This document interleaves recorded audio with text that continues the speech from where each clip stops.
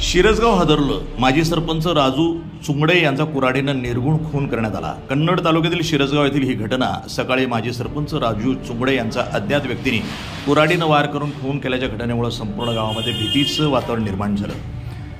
राजू चुंगडे हे नेहमीप्रमाणे पाण्याच्या टाकीजवळून शेतात जात असायचे. ह्याच रस्त्यानं ते शेतात गेले होते. शेतात कामासाठी काही मजूर काम करत होते असं सांगण्यात आलं. त्या महिलेनं मजुरांवरती गावठी पिस्तूल टांगलेली होती असं सांगितलं जातं आणि त्यांच्या समोरच आरोपीनं त्यांच्यावर हल्ला चढवला. पुन्हा कुऱ्हाडीनं घाव घालून त्यांचा जागीच खून करण्यात आला. यामुळे संपूर्ण परिसरामध्ये भीतीचं वातावरण निर्माण झालं. यापूर्वी शिरसगाव इथं एका तरुणाकडे अवैध शस्त्र असल्याचा आणि एका कुटुंबावरती हल्ला चढवण्याचा प्रकार यापूर्वीच या ठिकाणी घडलेला होता आणि आज पाहता थेट एका माजी सरपंचाची कुऱ्हाडीनं हत्या होते. कुठेतरी पोलीस यंत्रणेचा धाकच उरलेला नाही असं यावरून दिसून येत आहे. प्रतिनिधी रवींद्र खरात, छत्रपती संभाजीनगर, NTV न्यूज मराठी.